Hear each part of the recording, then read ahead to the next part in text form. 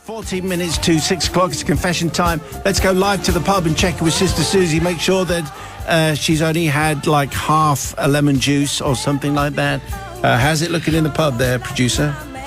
It's looking good. I've had a sparkling water, so I'm being very well behaved. Okay, well, I'll give that about another 10 minutes. Here we go. By the way, if you get your confession read out, you get a smart speaker, so that's the deal. Today's goes to Crispin. Crispin, thank you very much indeed. People's verdict 61054. Once you've heard this first word is Simon.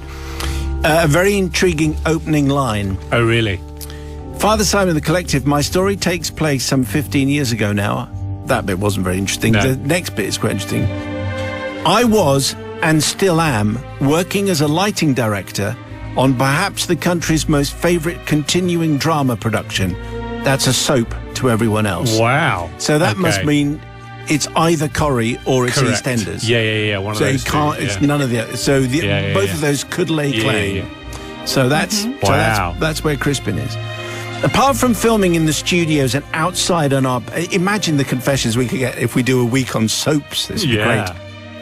Apart from filming in the studios and outside on our back lot, it was usual for us to go out and about, shooting on various streets in schools, factories, police stations, anywhere, in fact, that we could not reasonably recreate back at base.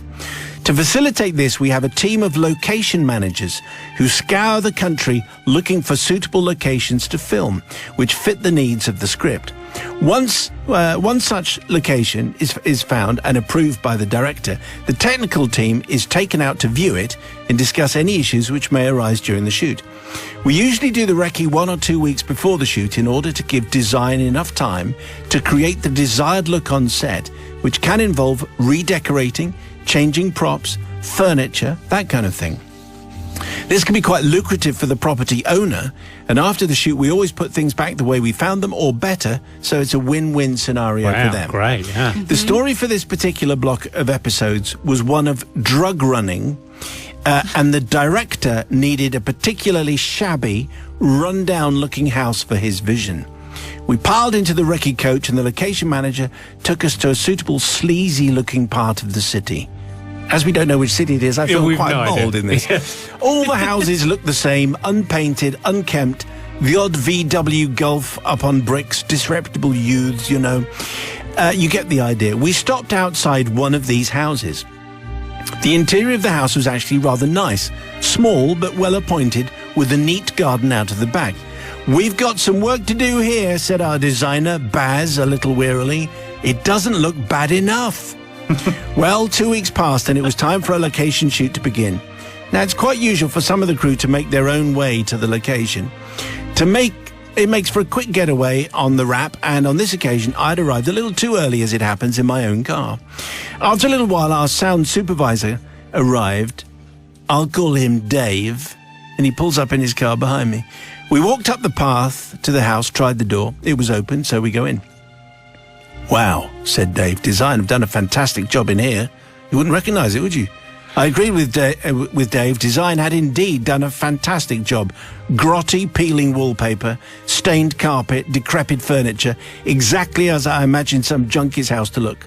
A large, vicious-sounding dog was barking in the back garden. They'd obviously let the grass grow long to look unkempt. Just as we were marvelling at the artistry of the design department, a lady appeared halfway down the stairs. I know you know which way it's going. Okay. Oh, no. A lady appeared halfway down the stairs, which led to the front room. Yes, she says, her voice wavering a little. What a tip, I said. I mean, this is really hideous, and such bad taste. No. I picked up a dusty ornament from one of the shelves and beamed at her in what I now realise must have been quite an intimidating way. This is truly disgusting, I said. I feel unclean just being in here. Oh, my goodness. The lady looked crestfallen. And that dog will have to go as well, says Dave, obviously concerned that his barking is going to ruin his audio. Oops, pardon me. He headed back outside to see if the rest of his crew had turned up. Okay, said the old lady. I'll just get my husband. It was then that Dave's voice came back up the hall. Crispin, come here a second. I went to the front door. We both stared across the road at the production crew coming in and out of the house on the opposite side of the road. No. We looked at each other, both mumbled something unrepeatable and shot across the road, leaving the front door wide open. We didn't tell anyone what had happened, and for the rest of the day barely left the safety of the production van, only doing so after having checked that the lady and her husband were no longer watching us from across the road, as they had been for most of the morning. I need to beg forgiveness, both for myself and Dave, not only from the lady and her husband, who must have been sorely offended, but also from John, our location manager, who had to smooth the waters and probably grease some palms to get us out of there alive. And that's from Crispin. Well, you see, I think that's quite interesting. Let's put our finished music on there. I think roll the credits. Crispin, instead of saying, "I'm ever so sorry, we're supposed to be, we're in the wrong house," he just scarpered. Anyway, let's check in with Sister Susie, the moral compass. Well, Crispin, how could you know you were in the wrong house? How did you not realise you were in the wrong house? I know they all look the same, but surely you should have made a note of the number and saying the dog will have to go. That poor woman. What did she think we were going to do to the dog? So for that reason, I'm not going to forgive. What a tip. I mean... Yeah. Brother Matthew. I mean, it is rude, and I'm sure me and Suze weren't the only ones who were thinking, I've got a feeling I know where this is going. They're in the wrong house. I think it seems a step too far saying the dog's got to go, and I thought it'd be a shame if something happened to these trinkets. So I'm going to have to say not forgiven. Really, I'm going to have to say not forgiven. I mean, I'm trying to find some way to forgive. I really am, but not this time. Maybe it's because he's called Crispin. Yeah, I think that'll that's be part probably of it. Yeah. Okay, so it's the people's verdict, please. No forgiveness in the studio. What about you? On the text, please, 61054. You start your message with Simon. Is Crispin forgiven, yes or no? It's the people's verdict. A quarter of an hour ago, we had a confession from Crispin, who works on the country's most favourite continuing drama production. So it's either going to be Coronation Street or EastEnders, but we're not quite sure. Probably just as well. Yes. Because it ended up in a very shocking incident when they were out having done a recce. They needed a shabby house and they went into the wrong one and were very rude to the woman. Yes, they were. And insulted the house and the dog. The dog has to go, and everything. And they're an honest mistake, but they didn't say it's an honest mistake. They just scarpered. Anyway, the people's verdict is in. Here it is. Matt's got it. So Steve from Sheffield says, forgiven, I work in TV and I've been sent to wrong locations many times. Mistakes happen, especially in TV. Simon from Gravesend, forgiven, he said as it was. Are you sure it wasn't Matt's home? Which feels a little unnecessary. It's a bit harsh. It was. Another Simon says, not forgiven, Crispin the dog house. And finally Dave says, forgiven, could have been worse. Once in a Laurel and Hardy film, they were filming smashing up a house, and it turned out they should have done the one next door. So it's the same kind of thing. Yes. Well, I'll tell you what I'm looking for, I think. TV drama confessions. Yeah. Backstage or actors. Actors, what are they like? Okay, we don't want to. Well, if you can always use another name. But TV drama, if you work in soaps or any kind of production, theatre production, movies, that kind of thing. You've got stories. Also, we went to the wrong house is a very large category. Very good, yeah. So if you have a confession like Crispin and you fancy getting it on the air and get a smart speaker, well, is what you have to do. You send it to confessions@greatesthitsradio.co.uk and all that can be yours. Story about this particular... You don't know the story? No? Oh, no, absolutely. Right. No. That would be entirely wrong. Let me just check it with producer Susie. That would be wrong to tell the story, don't you think? Completely wrong. Yes. Wow, There you go. I really want to hear the story now. No. 13 minutes to 6, another smart speaker to give away. Today's goes to Big Boy Baz, who sent in today's confession. Thank you, Baz. Simon, Brother Matthew and Sister Susie in the pub. I need to take you back to the year 1988, to the day now fondly known to all Nottingham Forest fans as Brian Rice Day, so named after the legendary winger's goal against Arsenal in the quarter-final of the FA Cup that year, which became the highlight of his career. Father Simon, me and my pals faced a dilemma, or at least one of our best mates did. He's called Pete. You see, we all had tickets to the away game at Highbury in North London. The issue was that one of our other mates was getting married in Nottingham on that day. Three of us were only invited, just the three of us were invited to this evening event, but poor Pete was invited to the main day. The reason being that his fiancée was the maid of honour, and he was expected to be there because of her. They'd been together for 5 years, an ominous sentence. Okay. Pete was distraught, but eventually we managed to get Tina to agree to let him go to the match, being a quarter-final and everything, if he was back for the evening meal at 7:30. We said no problem, we'd definitely have him back in time, as it was only 2 hours away and the match finished at 4:45. What could possibly go wrong? I was driving in my brand new second-hand gold Ford Fiesta. Okay, there's a problem there with that sentence. First of all, Brand new and second-hand, yeah. and a gold Ford Fiesta. Gold, yeah. Gold! And the four of us set off from Highbury in high spirits. Well, the game and the day could not have been better. Two outstanding goals, especially one from our dear Brian Rice. We won the game 2-1. We were ecstatic. It was only on the journey home that the problem started. The car kept overheating, dangerously so. This enforced a number of stops on our way back, most of which, I have to report, were near various pubs. While the car was cooling down, we'd have a pint and then proceed onwards. At this stage, obviously not the driver. Obviously not. At this stage, you could see and smell the fear in young Pete's face. "She's going to kill me," was one of the first of many comments.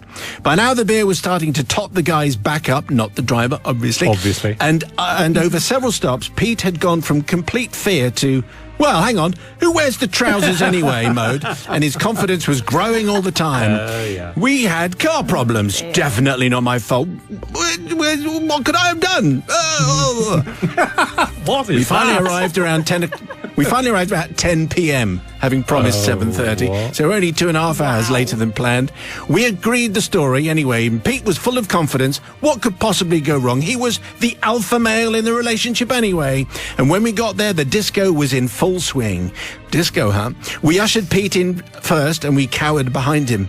As Pete moved across the floor, in the background, Phil Collins sang about a groovy kind of love, which we all hoped would be the case. Tina was sat at the top table when she looked up and spotted Pete walking towards her. Their eyes met. Pete started to smile. Big mistake. He could not stop smiling. I remember thinking to myself, please don't smile. Don't smile. Tina was not smiling. She did not look happy. The pair met in the middle of the dance floor, Pete smiling away, just looking forward to seeing his fiancée's face, ready to tell her all about the details of our glorious victory at the Arsenal and all the problems we had on the way back, what with the overheating car and everything. She went berserk, slapped him around the face, kicked him where he did not want to be kicked, followed by careful blows to the torso, like something out of a John Wick movie. Okay. It was not pretty, Simon.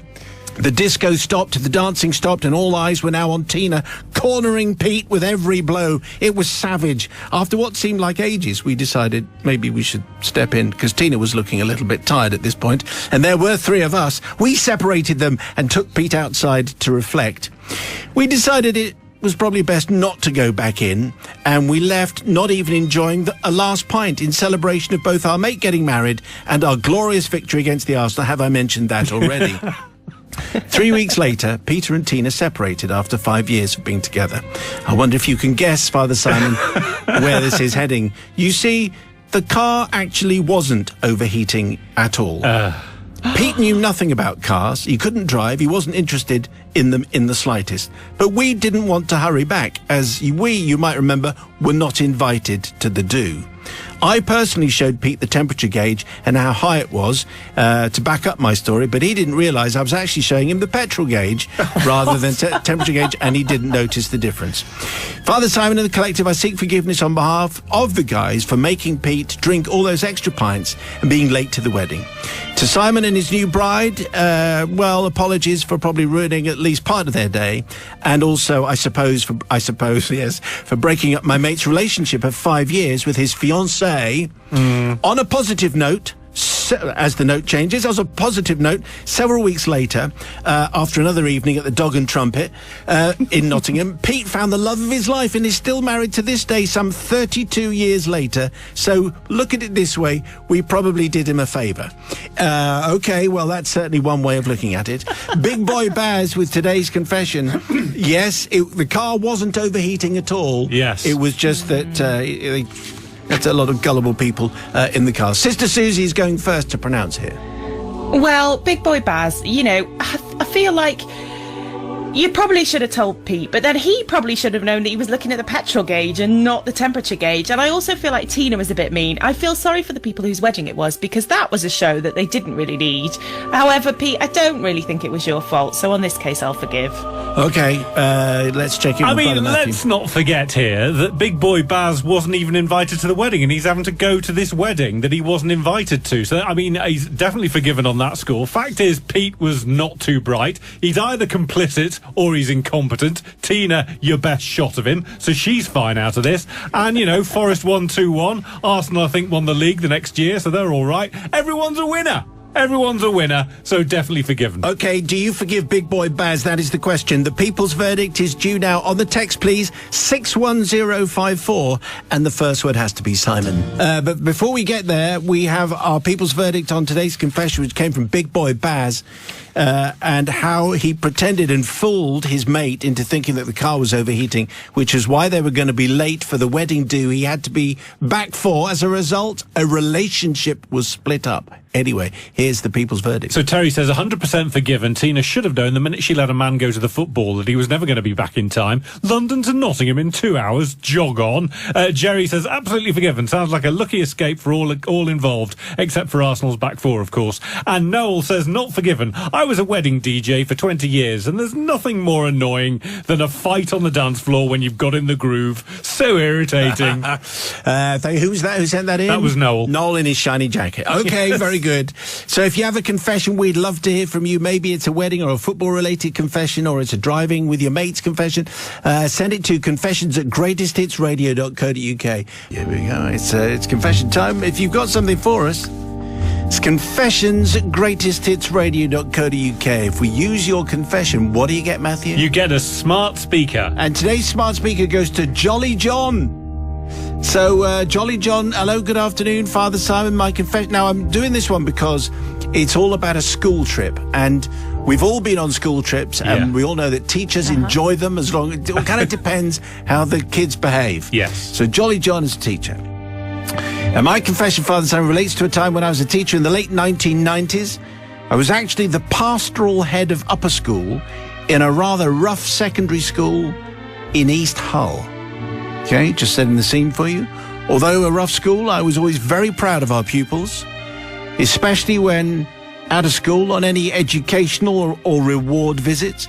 My motto was always treat all pupils with respect, and they will return such respect. So let me set the scene. At the end of each school academic year, my school organised an activities day where staff would offer a range of activities in and out of school that pupils could sign up for. By far the most popular was the trip to Flamingo Land theme park in North Yorkshire. Every year, it was obvious that many, many other schools offered exactly the same end-of-term reward for their pupils, as no matter where or when, what day we went in mid-July, the park was always heaving with school groups, causing very long queues for the most popular rides. As such, we lectured our pupils beforehand and on arrival to behave, and in particular, be respectful towards members of the public. I can honestly say that in the 6 or so years that I arranged and attended this activity, never once did any member of the public approach me or my colleagues to complain about our pupils' behaviour. At this point, I'm thinking, Jolly John, you have portrayed yourself incredibly well. We realise that you and your school are fabulous, and that all your pupils are fabulous too. And it's going to go wrong. Mm-hmm. Well, it's sort of not really, because the thing is, clearly Jolly John and his teachers are super smart. Obviously, he says one of the perks of attending such a visit was that school staff could also enjoy the rides on the park, once pupils were briefed on health and safety, obviously. The most popular ride at the time was called The Ultimate, the fastest theme park ride in the UK at the time. Therefore, when myself and 3 colleagues visited the ride, the queue was probably, get this, 300 metres long. Okay, that's going to take like most of your trip, isn't it, to hang around for? That's a long old queue.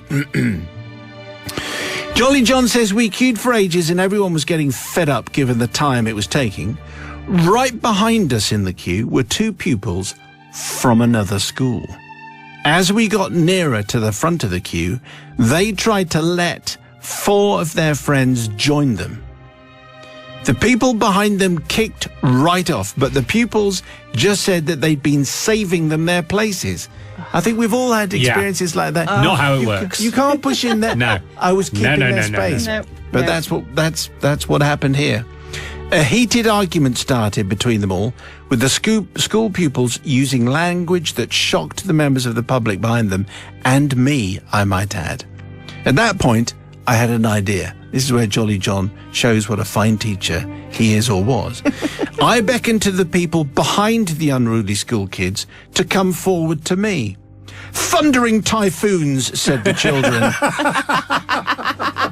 "What the blazes do you think you're doing, mister?" And they shook their fist at me. Yeah. "Sorry, young man," I said. "I've been saving places for these people," I replied. Yes. The pupils shrugged their shoulders, knowing that they'd been outwitted. Ha-ha. I then whispered something to my new friends in the queue.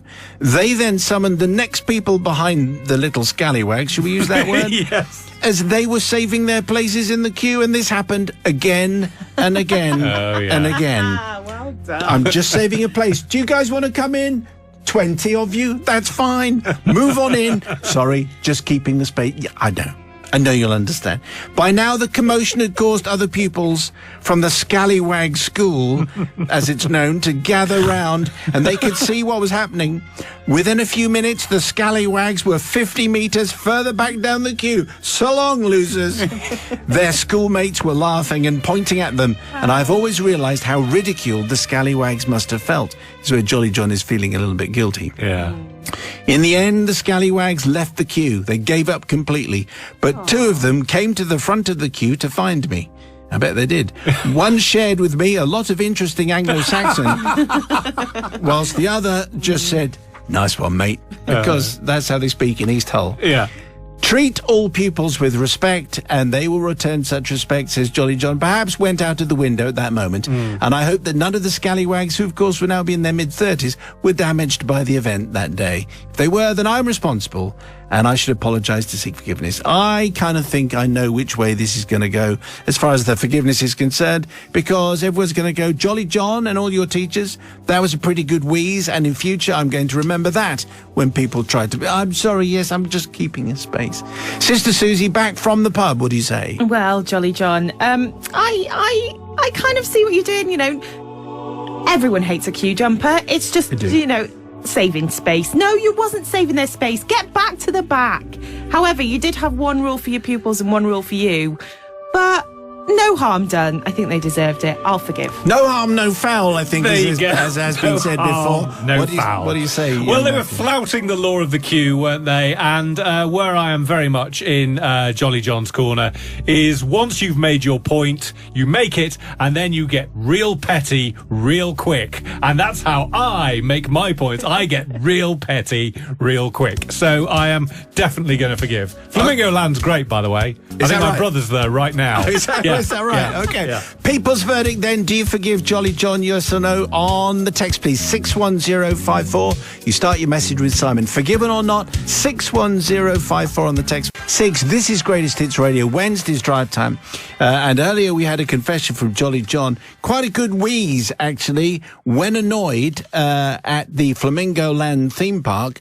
By people who were jumping into the queue. He worked out a way of basically pushing them hundreds of yards further back. See the earlier confession for details. Anyway, did people approve? Did they forgive or not? Well, Andy in Chesterfield says no forgiveness for this. Jolly John should have been the bigger person and maybe had a word with the scallywags. The humiliation suffered could have caused riotous behaviour. Fisticuffs in Flamingo Land in full caps. I mean, scallywags aren't snowflakes, are they? No, they're not. Sinead says, a school trip to Flamingo Land. I clearly went to the wrong school. And finally, Kenny says, I'm a resident at Flamingo Land. If you fancy a free day out, I'm your man to get you in.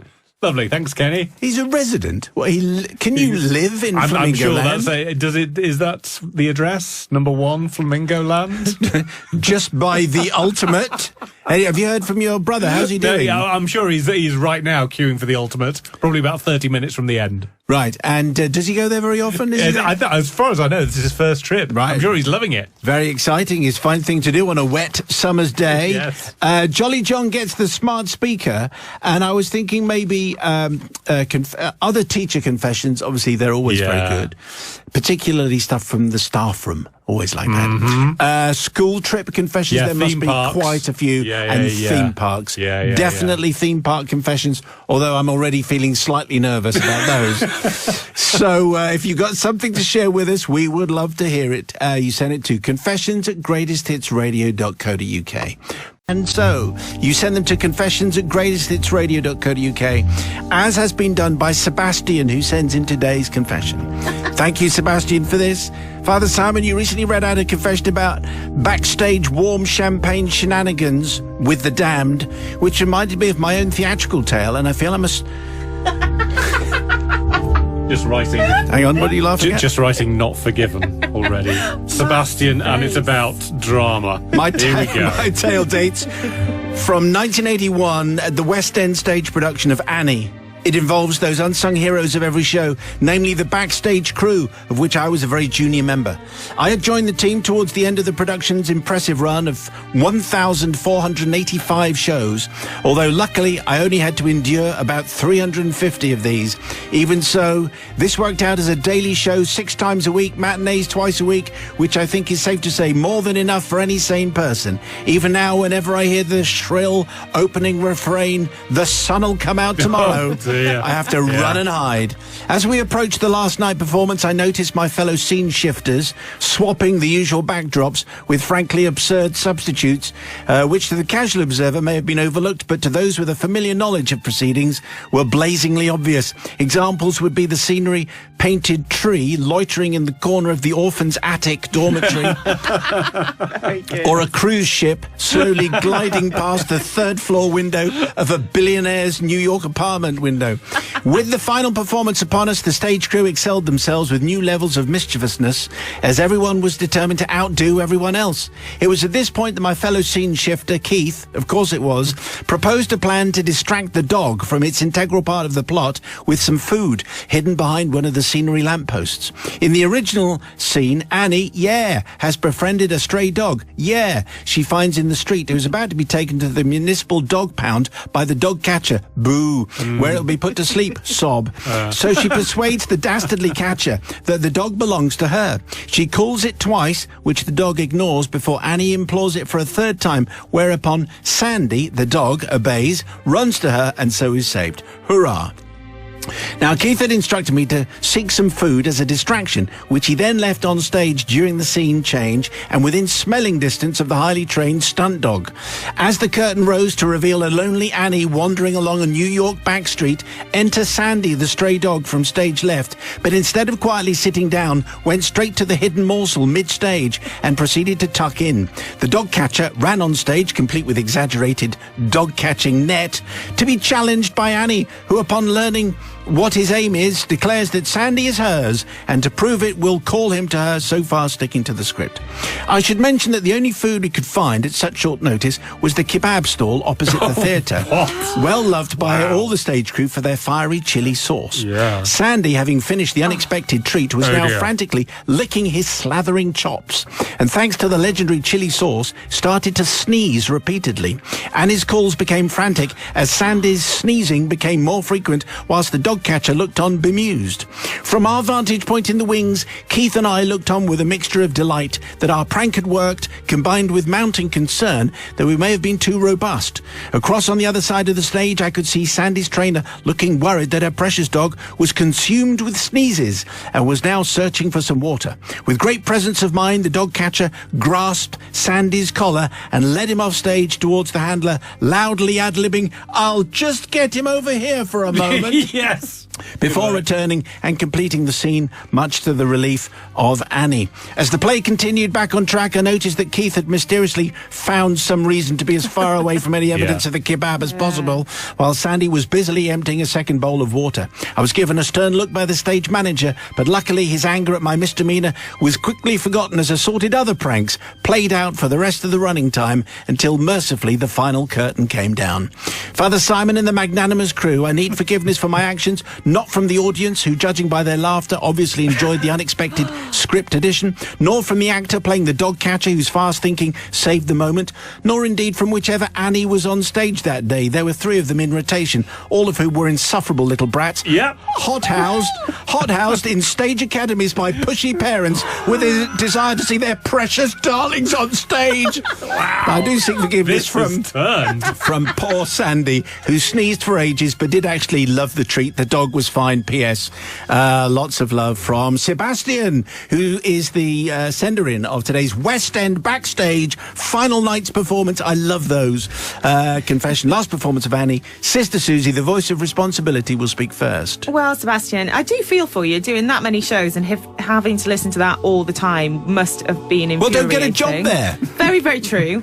And also, pranks are always a bit mean, aren't they? So I don't know, but you didn't have to ask for the sauce. The spicy sauce, you could have just got the kebab meat without the spicy sauce. Not as funny without the sauce, though, but Suze. Poor dog, poor Just Sandy. sneezing, just sneezed. No, He'll be sneezing fine. is still mean, so I'm not going to forgive him. Brother Matthew. Yeah, well, I mean, Sebastian pulled that bomb back, didn't he? Because right up until the point where he started getting into the pushy parents and the Annies, I was going to be saying not forgiven, but I'm definitely going to forgive now because it tallies with my prejudices. I certainly know how Sandy feels having had Niger's chili curry 2 weeks ago. Goodness me, I emptied Greatest Hits Radio of all the water. So I'm going to forgive because it's, apparently this happens at musicals on Final Nights. I never go because I can't abide musicals, but it sounds like fun. So yeah, there you go. Tolerance for everybody. Yeah. People's verdict. Do you forgive Sebastian, please, for his kebab last night themed tale from Annie in the West End of London? The people's verdict on the text, please, 61054. The first word is Simon. Do you forgive Sebastian? Yes or no? It's all basically down to you. We have some confessions business to deal with. Sebastian's confession about some malpractice on the final night of an Annie production in the West End. The people's verdict is in, and this is what it sounds like. So Hilda says, not forgiven. A prank on the insufferable little brats I could support, but not one on the poor dog. Andy Riley says, totally forgiven. Having endured numerous Amdram musical productions in my youth, this would have provided much amusement to the overworked and often neglected stage crew. And finally, forgiven. Sebastian's punishment was listening to The Sun Will Come Out Tomorrow that many times. I wouldn't wish that on anyone, says Daddy Warbooks. Daddy Warbooks? What a fine name that is. Okay, so your confession, I'm thinking maybe backstage confessions, drama and theatrical confessions, pushy parent, stage hands. They've all got things to confess. Yeah. If that's rung a bell with you, send yours, please. Confessions@greatesthitsradio.co.uk.